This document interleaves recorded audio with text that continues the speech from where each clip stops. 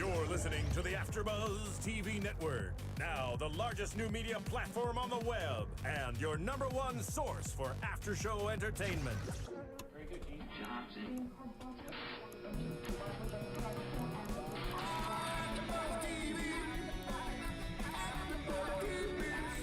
The AfterBuzz Studios in Los Angeles, California. Presented by Maria Menounos and Bing.com and streaming live thanks to Akamai Technologies. This is AfterBuzz TV's Low Winter Sun After Show. We'll break down tonight's episode and get you all the latest news and gossip. And now, another post-game wrap-up show for your favorite TV show. It's AfterBuzz TV's Low Winter Sun After Show.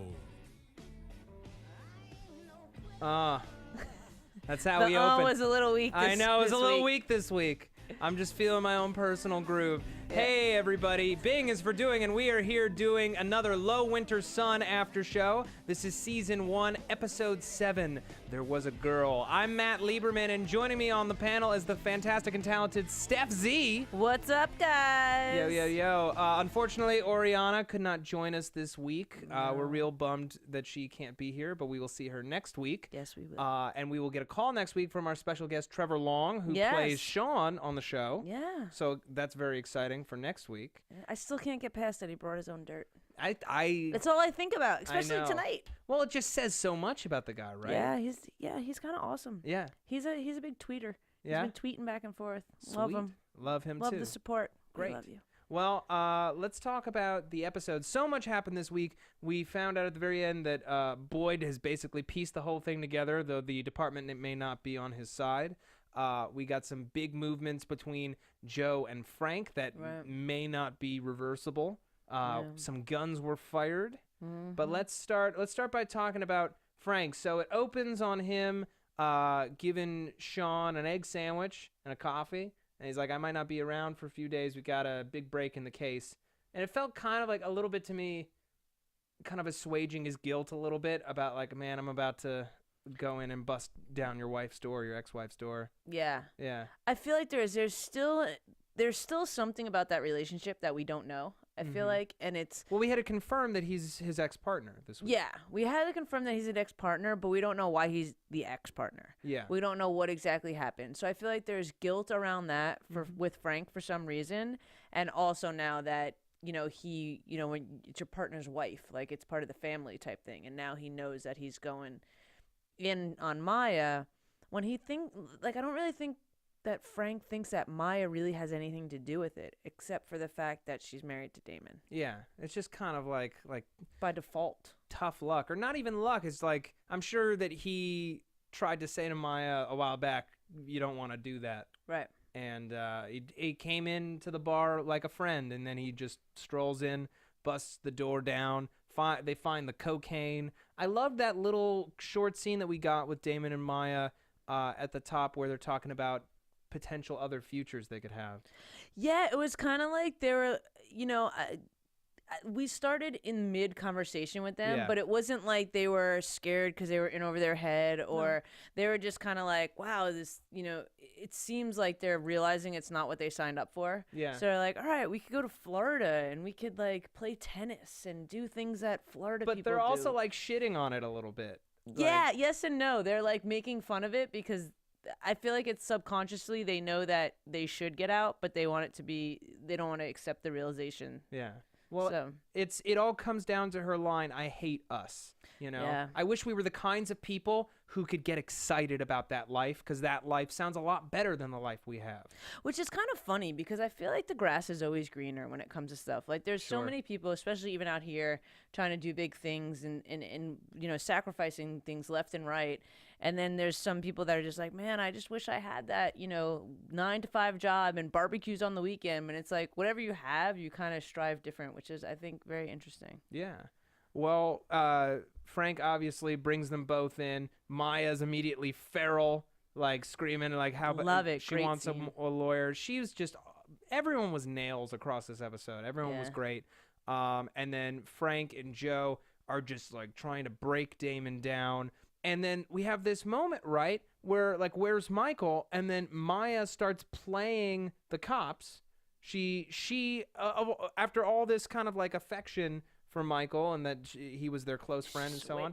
It was like a switch. Oh yeah, because she goes right into survival mode and she'll do but whatever she has she's smart. to. Yeah, she's very smart. As soon as she gets in the interrogation room, she's asking for a lawyer, and as soon as she as soon as she reads in the situation that they have a hole, she runs with it. Well, she was a cop's wife. She true. knows how all this goes down. I'm sure that Sean at the end of the night would like confide in her, like, I can't believe that, this happened this way, or like, oh, I got this guy. Frankly, we don't know what he was like as a cop, but we don't, not yet. But yeah, and I think it's really amazing that Damon doesn't pick up right away that Maya kind of took one for the team. Not really took one for the team. Like, she didn't get in trouble for saying that. She played a Hail Mary. Yeah, she had a plan. But then he figures it out. He's like, wait, Maya told you that? Yeah. And then he immediately shifts his story. He sees the opening and he takes it and he commits to that But he story. questions it. That was my only problem with the way that he talked. Like, he questioned it. As soon as they said Maya said that, and again, they could have been feeding him stuff and him, you know what I mean, in order to get him to say something. So he's trying to gauge. Yeah, he's trying to gauge, and I feel like he should have been able to gauge that more internally and went with it, and it would have been more believable. Okay. Because they know that that's not what happened. Yeah. And we quickly find out that Joe is playing this a completely different way. So, like, they get Damon so close. Damon's ready to break down on Billy, and then they could pile the other two murders on him. They'd be out scot-free. But the thing that he's trying to do, he's trying to leverage himself into a deal by talking about Skelos and McCann. And Joe sees this coming, and he beats the hell out of him, knowing that he'd get thrown off the case, that Damon would get thrown out because he'd get a lawyer, and, he basically betrayed every single one of his rights. Right. Joe was a smart cookie this week.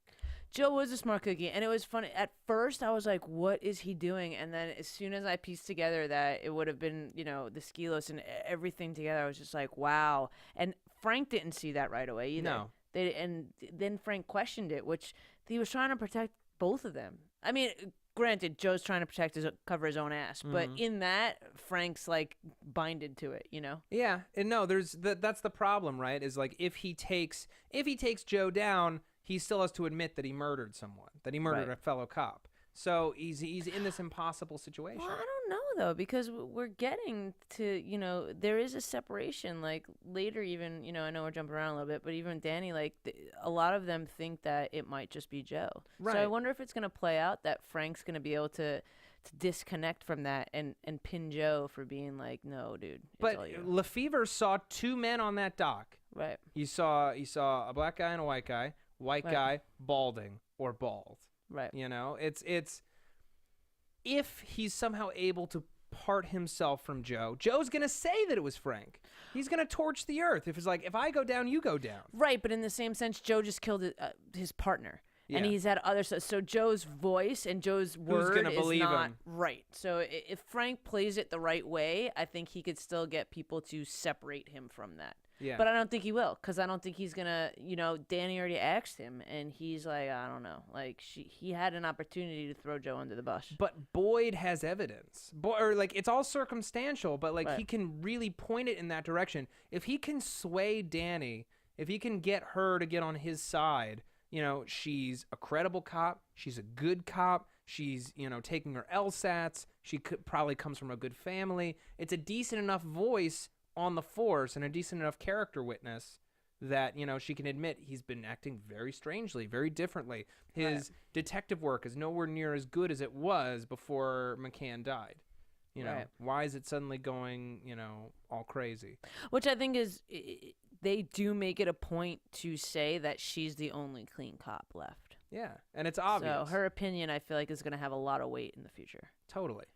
I just want to take a quick second and thank everybody who has rated us on iTunes and keeping us in the top 10. We love our fans, and we love any tweets or YouTube comments that you throw our way. So if you could just keep reviewing and commenting on iTunes, that's how we know and how our bosses know that we're doing a great job. So we love 5-star ratings. Please keep it up. And thank you for continuing to listen, because we love doing this show. Yes, we do. All right. So I want to talk about the scene on the boat, and really just about Joe in general. This is a big Joe episode. Big Joe episode. This week. Because we found out, in his words, why all of this went down. Why did he rope Frank in to this murder plot? How did he, as someone who used to be in the seminary, how did he find himself so low? You know? And he's talking about how he's a weak man. God made him that way. And he and God are tight. Whatever I do, you know, I'm going to confess it to the Lord, and he will understand because he made me this weak man who could be pulled in by someone else. And Frank's like, bullshit, buddy. I think it's a crock of shit. Yeah? I think it's a crock of shit. Like, I get what he's trying to do, but Joe's smarter than that. Joe's not the smartest because he didn't figure out the whole plan, but he's smarter than that. I totally think it's a crock of shit. I think that he realized that the informant that was working with Brendan knew something about him, so they both needed to die, and the best way for him to do that was to get somebody else involved, because if Frank wasn't involved and Joe would have just killed him, Frank would have figured it out, and Frank would have been the first to be like, hell no, this is not okay. Yeah. And now that he tied Frank in, it was a safety thing for him. He didn't need help. What help did he need? Yeah. Like, he could have totally done it himself. He could have shot McCann when he was supposed to shoot Katya. Yeah. You know, like, there was other opportunities for him to kill him, and he didn't. This was a plan of Joe's, I believe. We still don't know. I just want to go back to a point you made last week because it kind of changed my whole understanding of the show, really. You made a comment that what if McCann and Geddes, Brendan and Joe, were getting Katya to seduce Frank so that they could discredit him later on because they knew that IA was coming. Yeah. So... and because there was already the other informant who they killed. Anton. So they knew, they knew, they had to know. Well, they could have hidden Anton's body. Like, that's not the thing for me. It's that it wasn't necessarily Joe's idea to involve Frank even at the very beginning. Like, that's what I want to know. Was it Brendan's idea originally to discredit Frank so that they could pin some of their criminal activity on him? Or did Joe bring in Frank? Oh, no, Joe definitely brought him in. Yeah? He introduced him to Katya? Well, because Brendan would have never been like, hey, let's introduce Frank to Katya. Then you don't kill Katya and you and Frank kill me. Well, no. But we still don't know necessarily how Katya and Frank met. We don't know. We don't know the circumstances. We don't know how they met. We don't know who decided it was a good idea to set this girl's sights on this guy. I definitely think Brendan was more involved with bringing Frank in. Because also Joe has a quote-unquote weak moment in not killing Katya. Like, why really didn't he kill Katya? I don't know. Because, like, in this episode, we know that he feels guilt. We know that he feels shame and pain. And that on some level he feels remorse. But at the same time, I don't think that another body is going to bother him that much. So why didn't he kill Katya? I think he might have had a momentary lapse, maybe because she was a woman, maybe because he felt bad that he was playing her in this long con. I don't know. I don't know why he didn't kill her. But I don't know. I feel like I like to believe that he didn't kill her because of Frank, but I feel like, and we see in the previews that she's coming back. I feel like her role might be more significant than just a hooker. Yeah. Well, in the original show, she was dead. Like, she wasn't still alive in the original British version.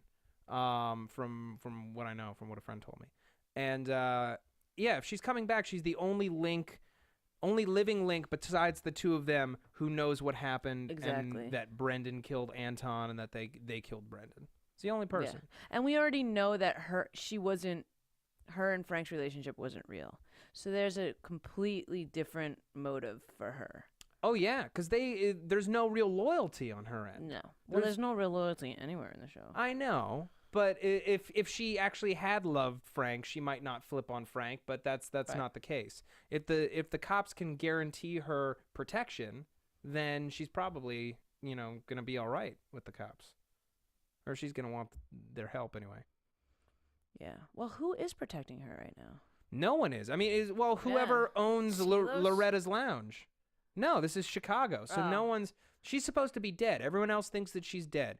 So there's nobody. Somebody has to be owning her still, though. Somebody has to be doing something Well, for yeah. her to keep her quiet about what she knows. Well, no, Yeah. not about what she knows, because they think that she's dead. Like, that's the thing. Everyone in Detroit right now thinks that she is dead. Thinks that she's dead, because that's what Brendan told them, that he's dead, or that she's dead. Joe told Brendan she's dead. Brendan told Skilos she's dead. But she knows that she has this information that could, make this whole scandal come to light. Right, but I don't think she's about to tell anybody about that, because that's the stuff that almost got her killed. Unless I don't know. I the think cops there's a come different calling. play coming with her still. I still do. I mean, Okay. I get what you're saying, that Yeah. it's only in her best interest to be dead, quote unquote. Yeah. But someone had to say, you better stay dead, and I'm going to do this because No, that you know, was she Joe. could get into police custody. She could get protection. She could get all this stuff. She has this information to But that this was case. Joe right there. Joe said, if I ever see you again, you will die. You are dead. You will never cross that border again. And she did cross the border. She crossed Right. back from Canada. He didn't know that. But now that he has some sense that she's alive, she's in danger again. I think someone else knows about her. I Okay. think there's going to be. I We'll could be find wrong. out. I could totally be wrong. I think someone will definitely find out about her next week, Yeah. but I don't think anyone knows that she's alive right now except for Frank. Okay. That's my personal take. I don't know that everything that he said was BS. I think he believes all of it. He wants to believe it, but I don't Yeah. think he believes it. Really. No, I mean, do you think he really thinks of himself as a weak man? I think that he thinks of his moral lapses as a weakness. He's someone who has deep-seated self-hatred. Right, and I feel like people that, like, if you see, it takes a certain individual to admit a weakness, I think, and I think that he's making excuses for his actions Yeah. rather than admitting something that he wants to, like, work on or make better. It's just a way for him to not have any accountability for what he did. It's a blanket statement. Yes. It's saying, God made me weak, so I make mistakes. That is not my fault. That is but the Lord. Right. Yeah. I feel like it's that. Which makes his confession, though, all the weird. more weird and striking. And I Right. love the way that it was shot. Catherine Hardwicke did an amazing job with this Yeah, episode. really. Really, really cool visually. And he's doing this confession right to camera.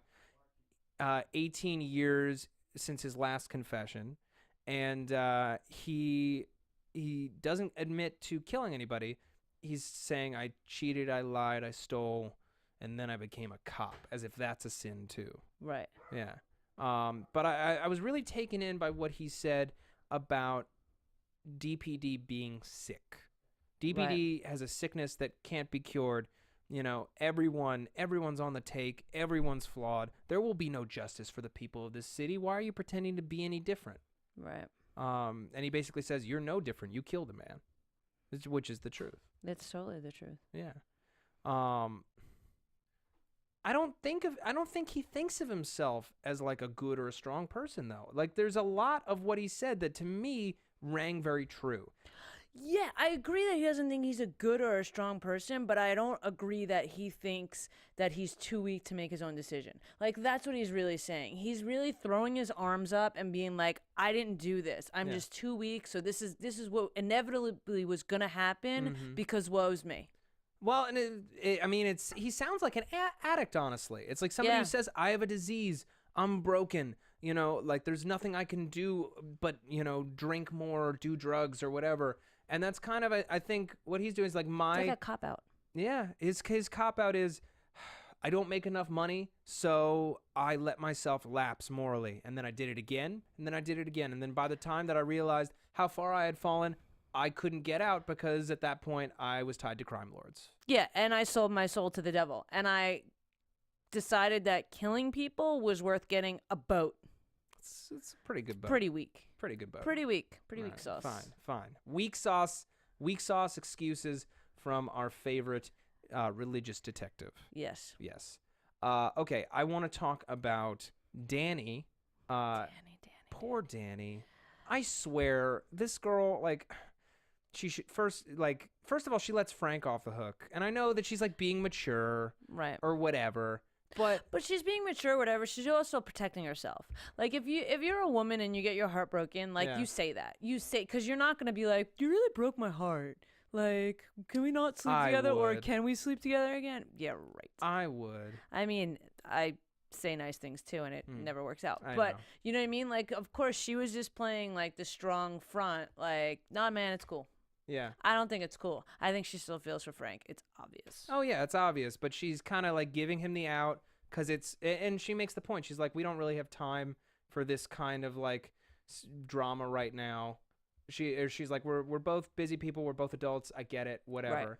Right. So she's not making a thing out of it right now, even though, like, damn him, because dick. Yeah. And she had this case all but sewn up, and then Joe just completely takes it out of her hands, or like first the brass screws her when she puts Frank and Joe on point with it, and then Joe completely blows it to save his own ass. And then Frank's ass too. Yeah, Frank's ass too. But then here comes Boyd, smarming his way up to her apartment late at night. Such a smarmalade. So creepy. Bonsoir. F you, man. Yeah, I'm not a fan of him. He's just so gross. And he's trying to get her to admit that she thinks that Frank and Joe could have been involved in this murder. Well, no, first she says that she thinks Joe can be involved. She opens the can of worms, I think, saying that she thinks Joe is involved. Yeah, she breaks down a little bit. Yeah, and then he asks about Frank, and she's still like, and I feel like too that takes a certain amount of decency. Like, even though she knows he just screwed her over, pretty much, that she's still willing to like, no, man, he's a good cop. Mm-hmm. Like, I'm not gonna get any of my personal, which shows a lot of strength in her character, that she's not gonna let her personal stuff get in the way and be like, oh yeah, maybe him too. She's not gonna try and screw him because her feelings are hurt. She puts that aside and thinks he's a good cop. Yeah, I give her credit for that. I was like, I was kind of misled when it comes in and he's saying everyone's talking about it, and I thought, oh my god, is he talking about the fact that the two of them slept together? But no, it was actually about the case. Right. And I don't know, man. He's just so gross. And he finally hits a wall with her when he's like, you may think that he's a good cop, but you should examine his detecting skills. They're a little rusty. She's like, I'll examine what I want to examine. Thanks. Yeah. Well, because I feel like he might have an inkling knowing that they might have hooked up or something, because he's trying to play that card. Like, is he still with that girl? Mm-hmm. Like, what's the story? Exactly. He's and trying to play the heartstrings. And you see that affect her, because she immediately, she breaks off from the conversation. She starts washing her mug. Yeah. Yeah. And I don't think maybe it hadn't even occurred to her that Frank might have still been with Katya and had lied, and when he'd come over, whatever. But that's not the case though. Perhaps the most telling scene though is the last scene of the episode, right? Where Boyd goes to show his superior everything that he's worked up about this case, and their attitude towards him is so interesting to me. They're obviously proud of and pleased with what they have. They have a guy who works 24/7, who loves to get into cops' business and is relentless in thinking that cops are up to no good. But they also don't necessarily trust his judgment. Well, that's kind of like a catch-22, because they want him there to check on the cops, but dirty cops make the city, make everyone look bad. Yeah. So I'm sure it's a push-pull with him and his position. No, they wanted to find two dirty cops who, maybe were collecting protection money or something, not find a murder conspiracy deep within the DPD. Right. It's absolutely not what anyone wants to see on the front page. Right. So I'm sure his case against them will be thwarted to some degree. Yes. Going forward. Okay, I just want to talk really quickly about a movie called The Adventures of Serial Buddies. Those of you who are familiar with AfterBuzz have heard a lot about it before. It is now available on DVD as well as video on demand and on iTunes. You can also find it on the website serialbuddies.com. It's a very funny movie. $5.99 to rent, $6.99 to buy, and all that money goes back into AfterBuzz TV and helped us make this beautiful studio that we are currently in. Yes, yes, yes. Yep. Okay, so let's talk about Damon and Maya and Sean. We also got a little bit of our other Gus and Steven. Yeah. Got some good scenes this week. Yeah. Go real quick, because I know we went over the interrogation room a little bit, but I really think that it was awesome of Steven to be like, no way, Michael did not do that. Yeah. Like, he totally was like, and it's funny because he goes back to, I swear on my mom, I swear on my sister, and it's kind of unique how that still plays. Like, even like the dirtiest of dirty, like talking about killing people, when someone swears on their mom, like, people kind of are like, okay, that's no joke. Yeah. Which is kind of interesting how that still plays. Because you have to be real scum to use that card insincerely. Right, but you would think that people that are, you know, use that card or go to jail, that people would use that card, and they kind of don't. Yeah. No, Steven stuck up for his boy. He still misses Michael. He didn't want Michael to go. But nobody said he was dead. No one said he's dead because they don't want them looking for a body. Yeah. They don't want him looking for a body. They want them to believe that he skipped town after murdering Billy. You know, Gus wasn't letting Danny get anything. Right. He was being tough. That's our boy, Nicola. Yeah.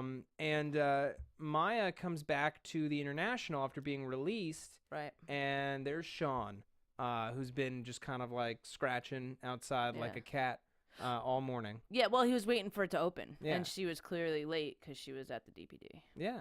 And I was surprised she let him in, honestly. I'm not. There's something genuine about that relationship. And last week when we were so happy to have Sprague join us, I think she said it right. Like, they were, you know, first true love. And, like, Damon's more of, like, the best friend. Yeah. You know, and it's like she's got a soft spot for him, or they have, like, a connection still in some way. Not that I think they're going to go run off and, you know, whatever. No, but the hurt's still there. Yeah, so it's like, and she was feeling weak. You know, we see her break down, and then, you know, he adds a little bit of the comic relief, you know. Could be worse. She could still be married to me. Yeah, you know and what they I mean? both So they laugh. have, like, a genuine relationship still. Yeah. No, and it's like sad and it's touching, and I don't know. I'm worried about her. I'm worried about every single one of them, because it seems like just like the hammer of God is gonna come down on all these people. Yeah, something's got to give. Something's gotta give. All right, I want to move into predictions, if that's all right. Sure. And now, your AfterBuzz TV predictions. Stef Z, what do you think's going on next week? Well, I think there was something big about Joe going to see Skelos at the skate ring. Mm-hmm. So I feel like they're going to try and conspire some plan against Damon. Well, he told him you need to kill Damon, and it needs to happen outside of the city. It needs to happen on the effing moon. Pretty much. So Yeah. I wonder how that's going to play out. Mm-hmm. And I wonder if somebody else, you know, like a Michael character might get popped instead, or, you know, like there's something that's big that's going to happen there, I think. Totally. And I'm really interested to see how Frank and Joe finagle their way out of it. I mean, the pieces of the puzzle are coming together. The ship is sinking, as it were. The ship is sinking, yeah. Yeah. No, they're definitely at odds. I'm wondering if Frank is going to try to turn on Joe somehow. And we're going to see Danny start to suspect Frank a little bit, or like at least notice that he really is acting differently. But is he gonna try and get closer to her so that she can't see that? I don't know. I don't know if that's even occurred to him. I'm sure it has. Yeah. We'll see. And he We'll may totally just see. want to get closer to her because, you know, darn, she's a nice lady. She is a nice lady. Yeah. And I think Katya plays back into things in a big way next week. Yeah. So we'll see what happens with that. I'm so curious about the stilts guy. Yeah, what was that about? No idea. I He's think like, he had Rise a Up shirt. Detroit. Yeah. Rise Up Detroit. And then Frank calls him an asshole. Yeah. Well, I don't know if that guy's gonna wander around again, or. Well, I think it's Frank is a guy who likes the establishment. He's a member of the establishment. Yeah, it was so random. I think it's two different kinds of people. Frank is a guy who wants the people to reinvest in the establishment and build it back up into something great. And this guy is somebody who's just like, you know, the people should rise up and tear down the system so we can make a new one in its place, one that isn't diseased. Right. And he's also like a hippie on stilts. Yeah. In the call. Yeah. All right. Stef Z, where can the people find you? The people can find me on Instagram and Twitter at IAMSTEFZ, and also on the AfterBuzz Shark Tank and Project Runway. Great.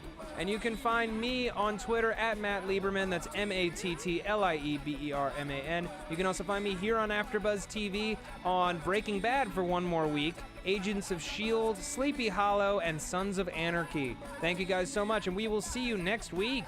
You always got to one-up me, huh, with the show?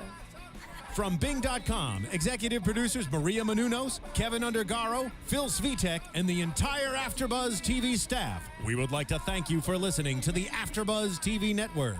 To watch or listen to other after shows and post comments or questions, be sure to visit AfterBuzzTV.com. I'm Sir Richard Wentworth, and this has been a presentation of AfterBuzz TV. Buzz you later. The views expressed herein are those of the hosts only and do not necessarily reflect the views of AfterBuzz TV or its owners or principals.